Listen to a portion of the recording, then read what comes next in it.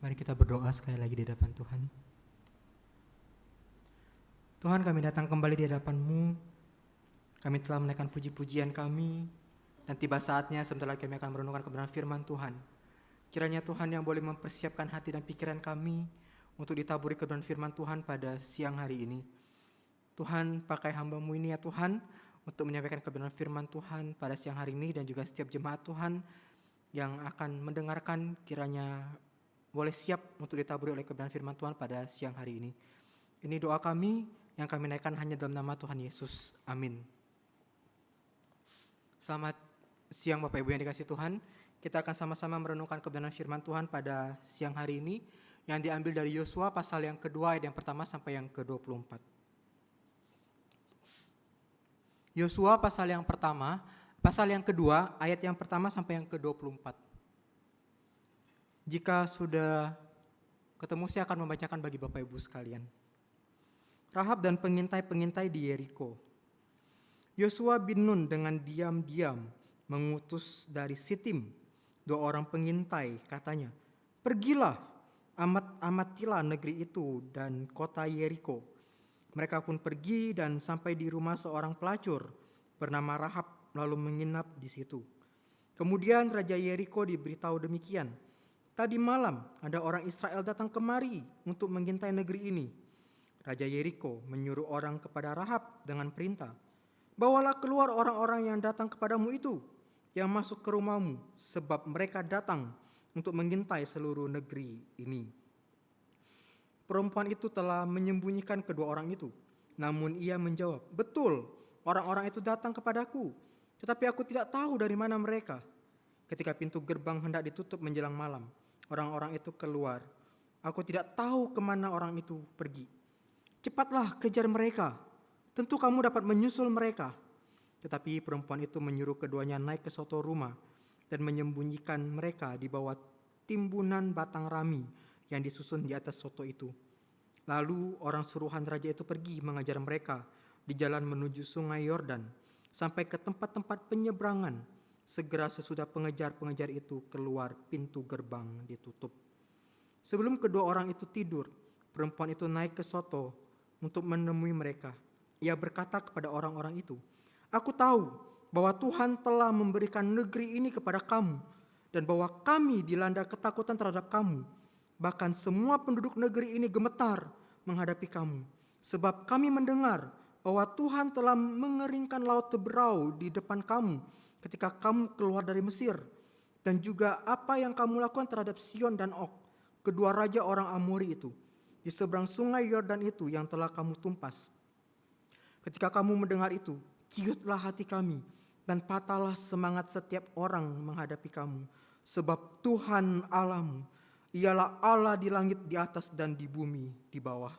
Sekarang, karena aku telah menunjukkan kasih setia terhadapmu, bersumpahlah demi Tuhan, bahwa kamu juga akan menunjukkan kasih setia terhadap kaum keluargaku.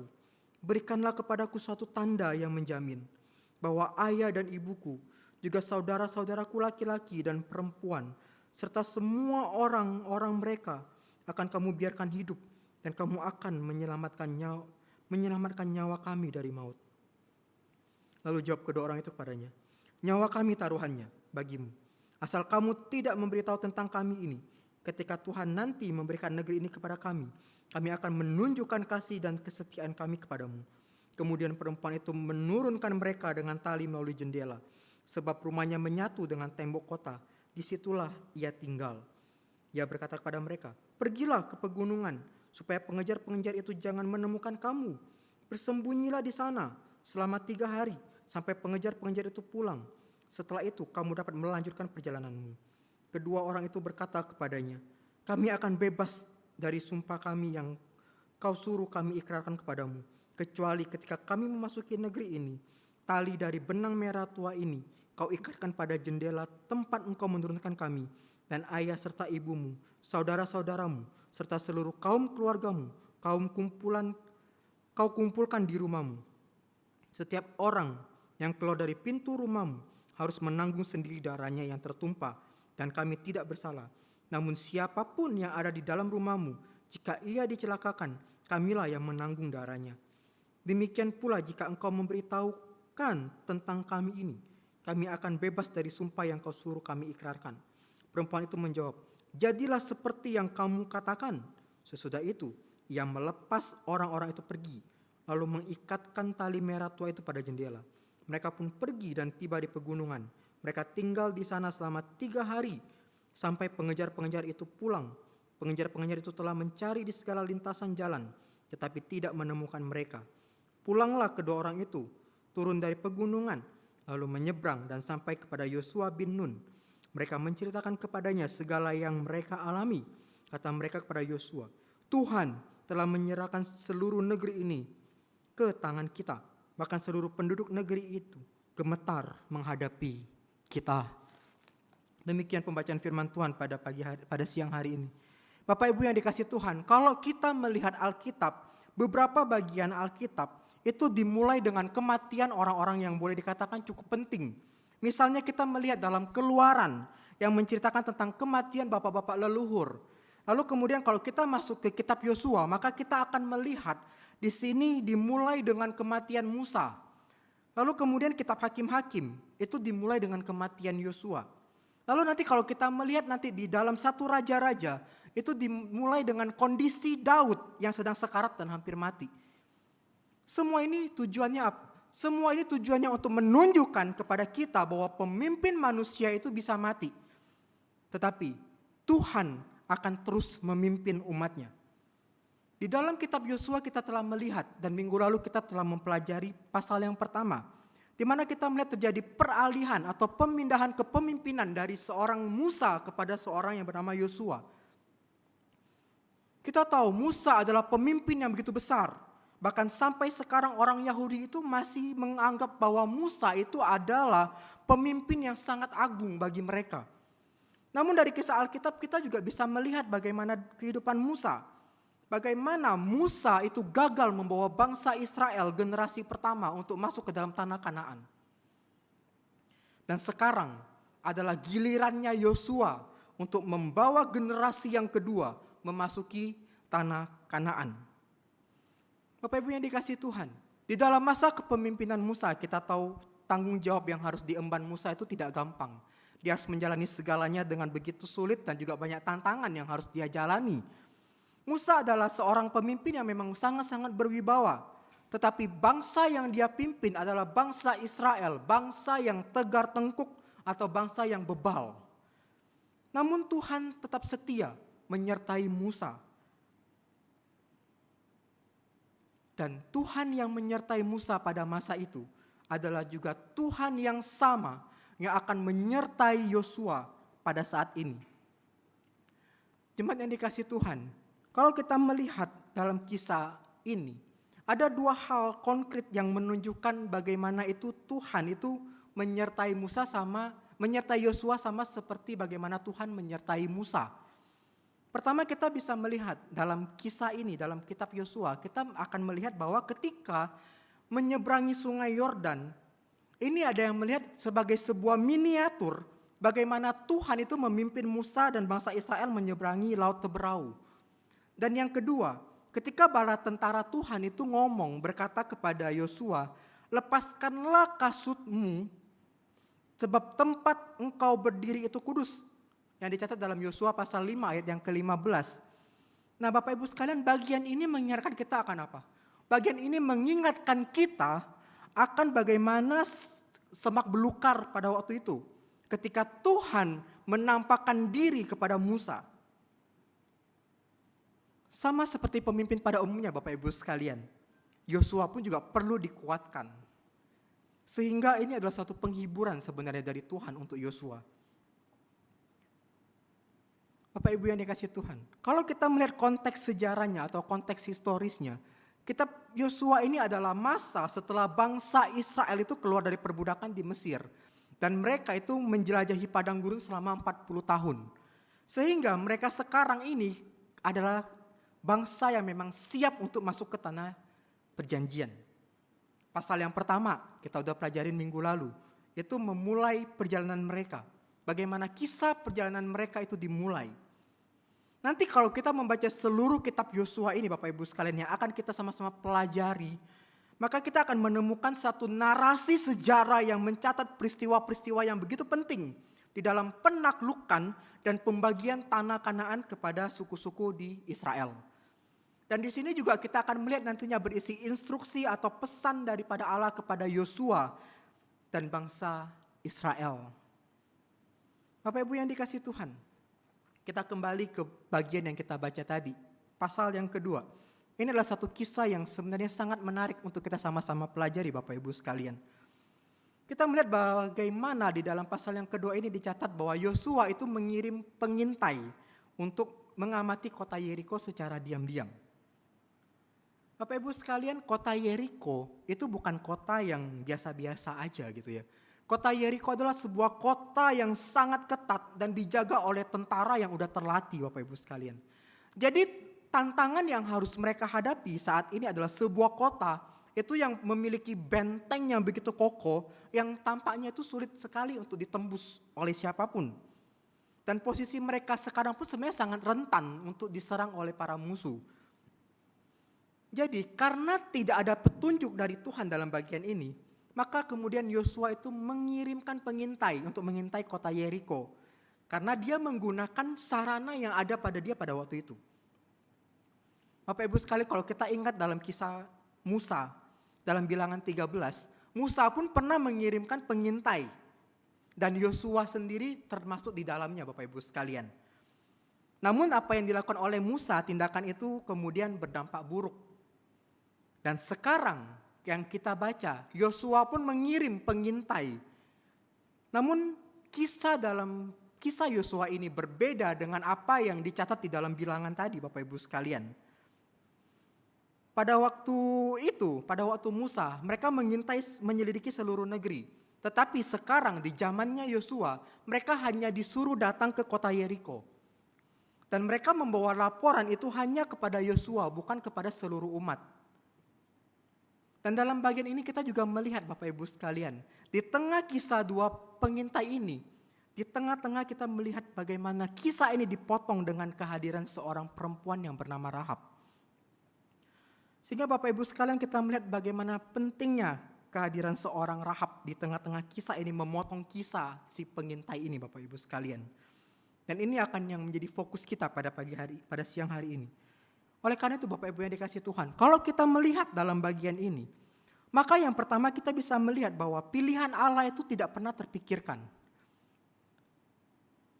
Kita melihat bahwa dalam kisah ini Bapak Ibu sekalian, sekali lagi, kisah Rahab memotong cerita dua pengintai yang dikirim oleh Yosua. Mereka datang, mereka cari informasi Bapak Ibu sekalian di rumah seorang pelacur. Ada yang melihat tempat ini Bapak Ibu sekalian mungkin seperti kedai minuman gitu ya, atau tempat persinggahan yang digunakan oleh pengunjung, orang-orang untuk datang, dibandingkan melihat tempat ini sebagai sebuah rumah bordil. Dan pada zaman itu Bapak Ibu sekalian, tempat-tempat seperti ini memang udah biasa menjadi tempat yang strategis untuk mencari informasi. Jadi kalau mereka butuh informasi, ya mereka tinggal datang aja ke tempat ini. Maka mereka akan menemukan informasi yang mungkin mereka butuhkan. Sama lah kalau kita mungkin Bapak Ibu sekalian yang suka nonton film silat kuno begitu ya. Yang usianya lebih tua dari saya pasti demen nonton film silat kuno. Bapak Ibu bisa melihat bagaimana orang-orang bisa datang, mereka mencari informasi dan lain sebagainya. Itu pun yang terjadi dengan kondisi pada waktu itu. Jadi inilah alasan kenapa mereka akhirnya sampai ke rumah itu. Dan di sanalah kemudian mereka bisa bertemu dengan yang namanya si Rahab Bapak Ibu sekalian. Rahab mungkin mengenali kedua orang ini Bapak Ibu sekalian sebagai pendatang. Karena apa? Karena adanya peringatan, kemungkinan ini ada mata-mata yang masuk ke kota Yeriko. Jadi Rahab ini mulai bisa menyimpulkan, oh jangan-jangan mereka ini adalah orang yang memang dari bangsa Israel yang ingin memata-matai kota Yeriko. Jadi berita tentang kedua pengintai ini sebenarnya sudah tersebar dengan begitu luas di kota Yeriko. Namun yang dilakukan oleh Rahab Bapak Ibu sekalian sangat menarik. Kita bisa melihat apa yang dilakukan oleh Rahab itu sangat menarik dan di luar ekspektasi sebenarnya, di luar dugaan. Dia berani berbohong Bapak Ibu sekalian. dan mengambil resiko untuk menyelamatkan para pengintai itu. Ini merupakan satu tindakan yang berani sekali dan tidak terpikirkan, mungkin termasuk si 2 pengintai yang diutus oleh Yosua tadi. Perbuatan Rahab ini menunjukkan bahwa dia ini merupakan satu sikap penolakannya dia terhadap kesetiaan terhadap orang-orang di Kanaan, Bapak Ibu sekalian. Kalau sampai ketahuan pada waktu itu, maka hukumannya udah jelas adalah hukuman mati. Yang dihukum bukan cuman Rahabnya, tetapi semua keluarganya akan dibunuh. Jadi ini sangat beresiko sekali Bapak Ibu sekalian. Dan Rahab mengambil langkah itu. Dari sini kita dapat melihat Bapak Ibu sekalian, Rahab tidak hanya mempertaruhkan nyawanya, tetapi juga keluarga besarnya. Oleh karena itu nanti kita melihat bagaimana Rahab ya meminta para pengintai itu untuk menolong dia, untuk menyelamatkan dia Bapak Ibu sekalian. Jemaat yang dikasihi Tuhan, sebelum kita masuk lebih lanjut dalam bagian ini, kita melihat bahwa tadi Rahab itu berbohong. Rahab berbohong. Di dalam konteks ini Bapak Ibu sekalian, kita harus memahami Bapak Ibu sekalian, jangan sampai kita salah memahami bahwa berbohong adalah sesuatu yang dibenarkan. Di dalam konteks ini, kita harus betul-betul melihat siapa Rahab terlebih dahulu. Alkitab menyebutkan bahwa dia adalah seorang kafir. Boleh dikata mungkin tapi bukan orang yang baik Bapak Ibu sekalian. Dari pekerjaannya kita tahu siapa dia. Dia seorang pelacur. Yang mungkin memiliki karakter suka berbohong. Dari sini kita bisa melihat Bapak Ibu sekalian, Alkitab itu sangat jujur dan tidak pernah menutup-nutupi siapa Rahab.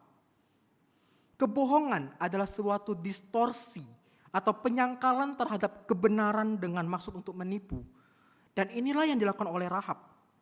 Selain Rahab dalam kisah Alkitab kita juga pernah mendengar, Abraham juga pernah berbohong Bapak Ibu sekalian.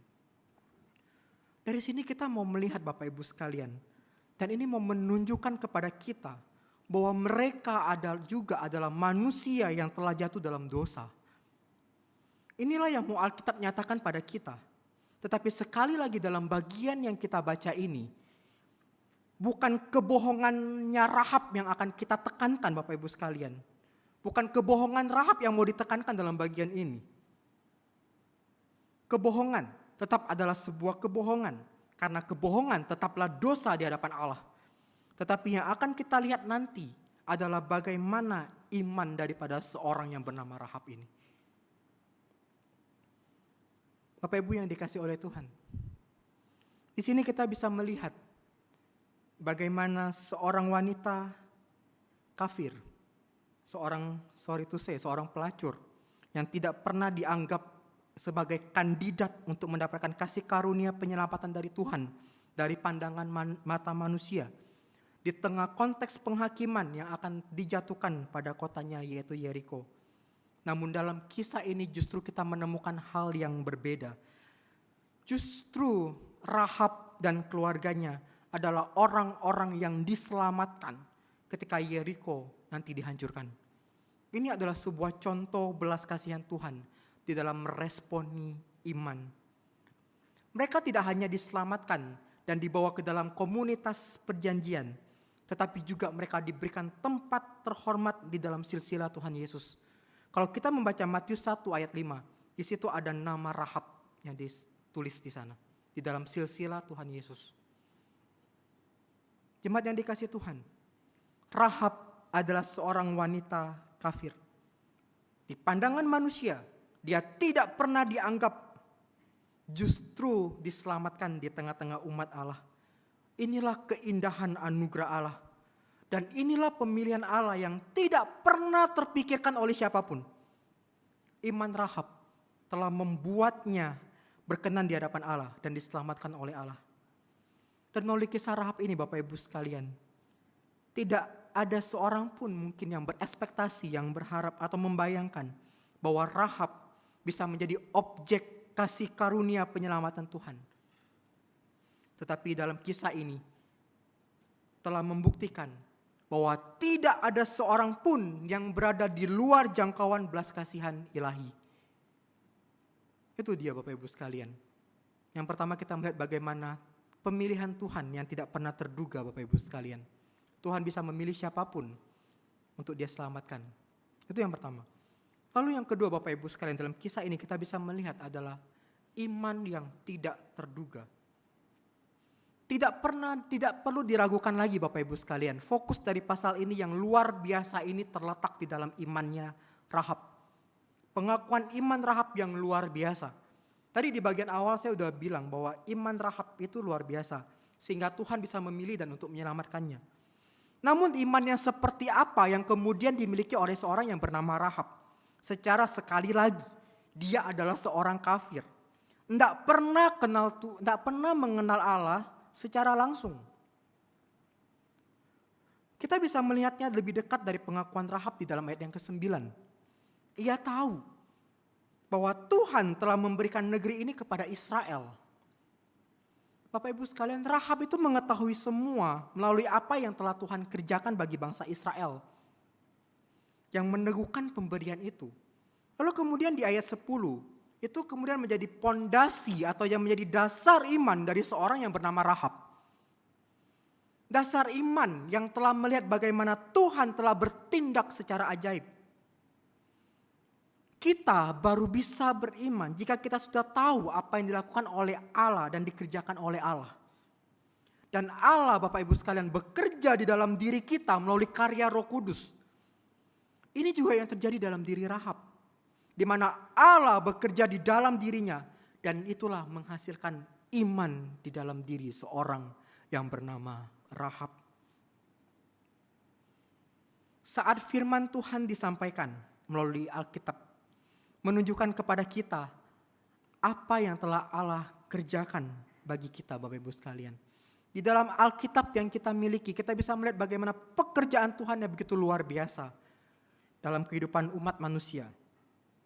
Kita beriman karena kita melihat apa yang telah Tuhan kerjakan.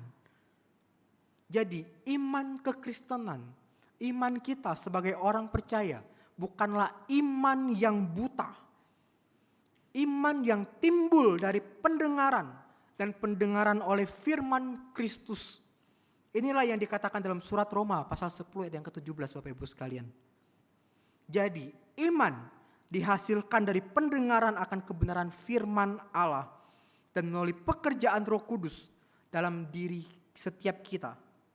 Jadi Bapak Ibu sekalian, tidak ada andilnya manusia dalam hal ini. Semua hanya karena anugerah Allah dan karena pekerjaan Allah, maka iman kita bisa bertumbuh dan kita bisa mengenal siapa Allah. Bapak Ibu yang dikasihi Tuhan, dalam kisah yang kita baca tadi ini, tidak hanya Rahab yang mendengar betapa hebatnya Tuhan, betapa hebatnya Allah yang telah memimpin bangsa Israel keluar dari Mesir dan memimpin mereka di padang gurun. Tetapi semua bangsa Kanaan telah mendengar hal itu. Sehingga kita bisa melihat tadi bukan yang kita baca. Dikatakan apa di sana? Dikatakan mereka menjadi ciut hatinya. Mereka patah semangat. Mereka takut menghadapi bangsa Israel.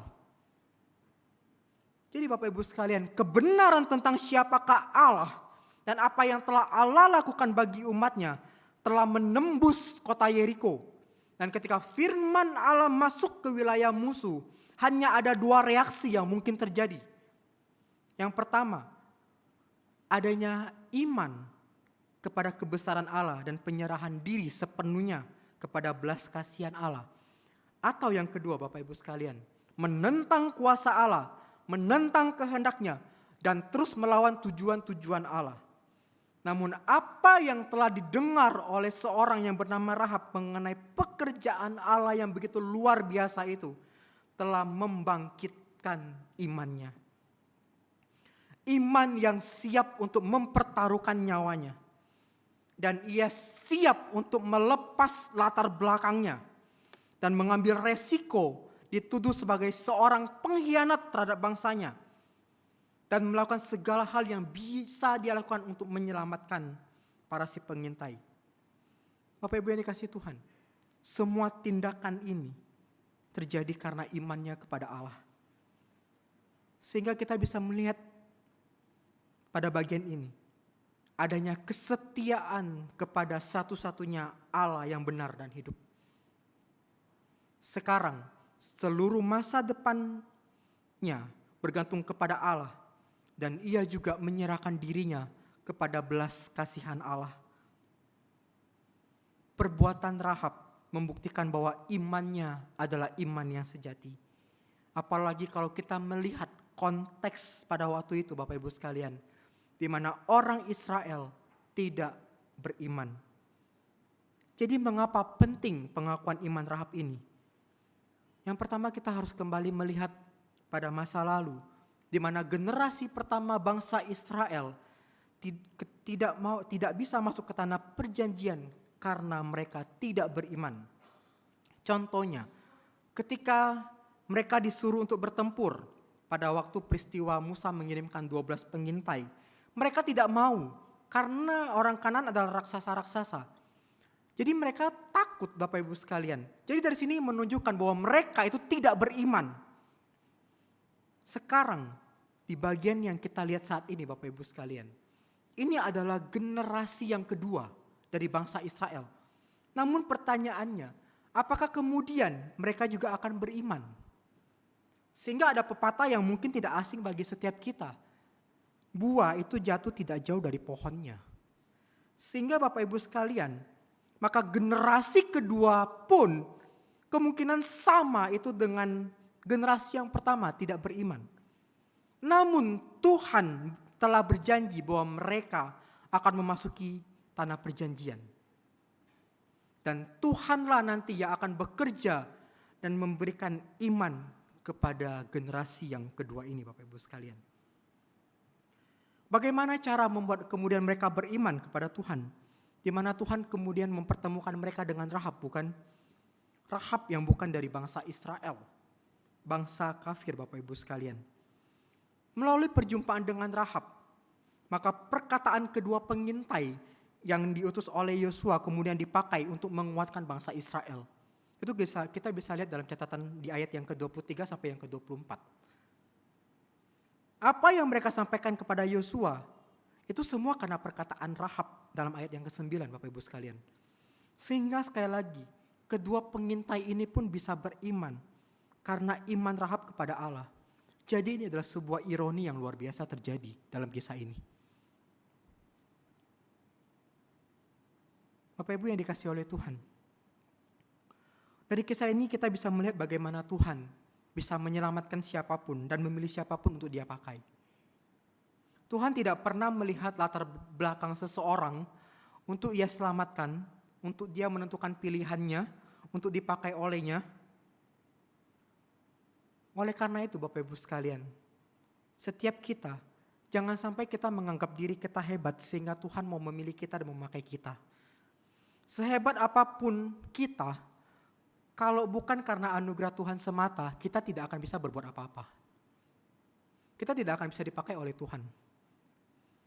Tuhan akan memakai orang-orang yang betul-betul memiliki iman kepadanya. Memiliki hati kepada Tuhan. Hati, iman yang betul-betul sungguh percaya kepada Tuhan. Seperti Rahab yang begitu beriman kepada Tuhan. Kita percaya Bapak Ibu sekalian, iman Rahab kepada Allah lahir karena pekerjaan Allah atas diri Rahab. Sama juga dengan iman setiap kita Bapak Ibu sekalian. Lahir karena anugerah dan karena kasih karunia Allah melalui pekerjaan Roh Kudus di dalam diri kita. Makanya iman itu akan lahir dalam diri kita. Iman Rahab, seorang kafir yang tidak terduga Bapak Ibu sekalian, yang kemudian menyelamatkannya. Dan imannya kepada Allah Yahweh.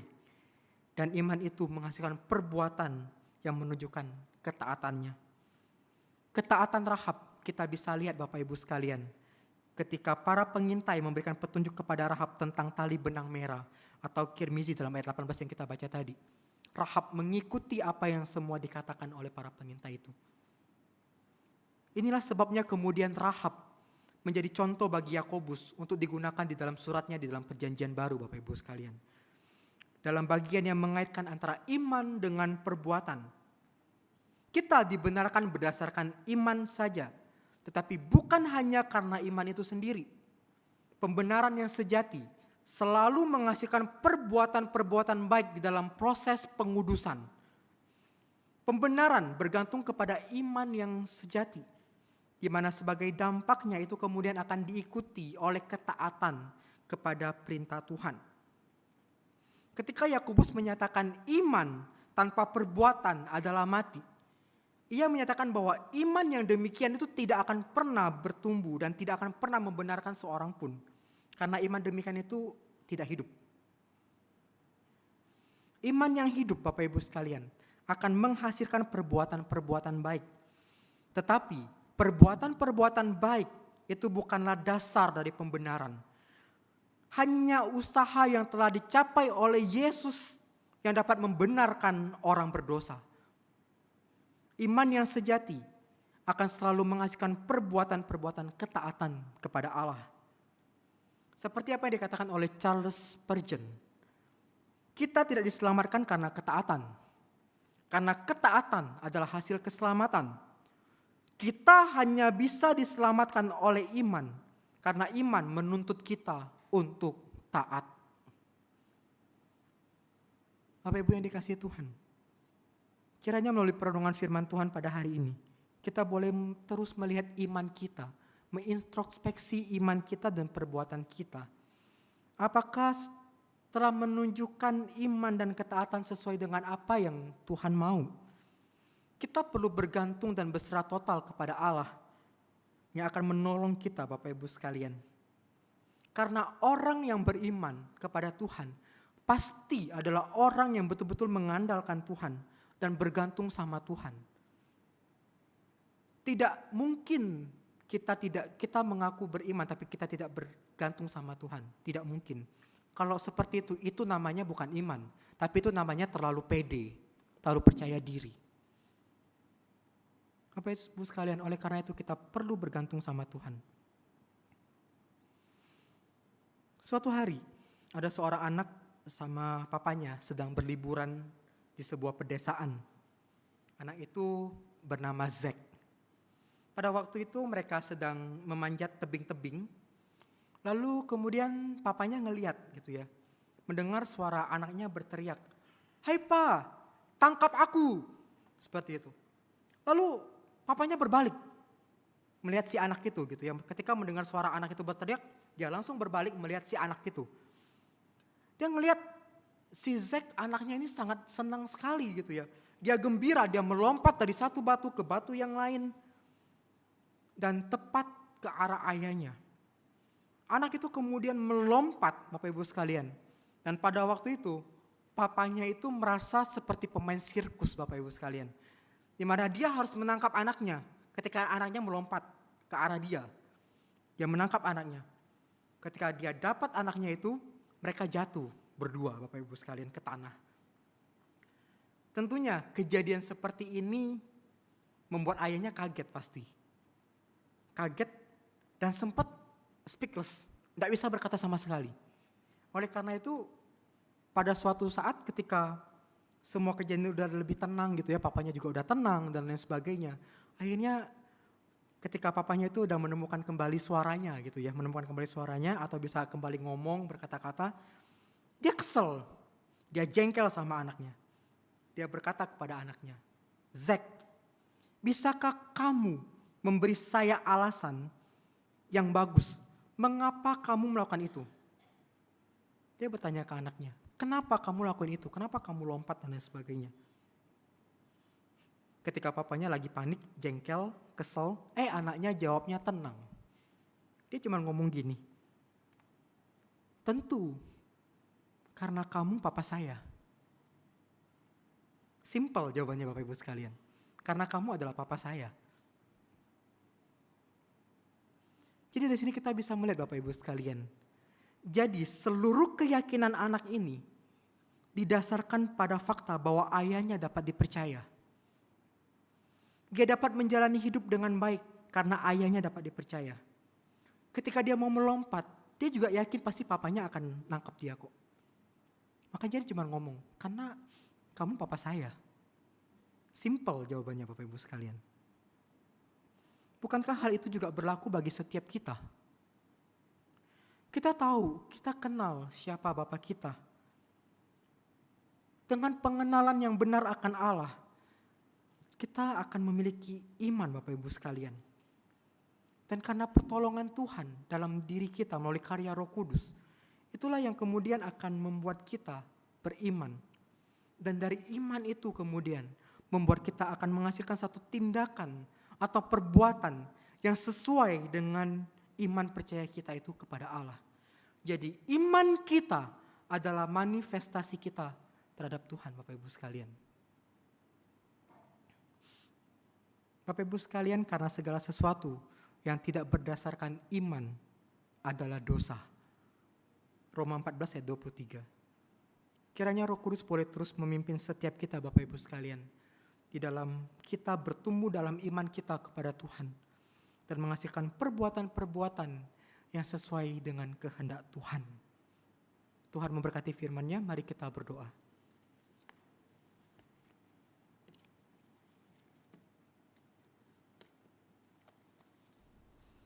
Ya Tuhan, kami datang di hadapan-Mu. Kami bersyukur, kami berterima kasih untuk firman Tuhan pada siang hari ini.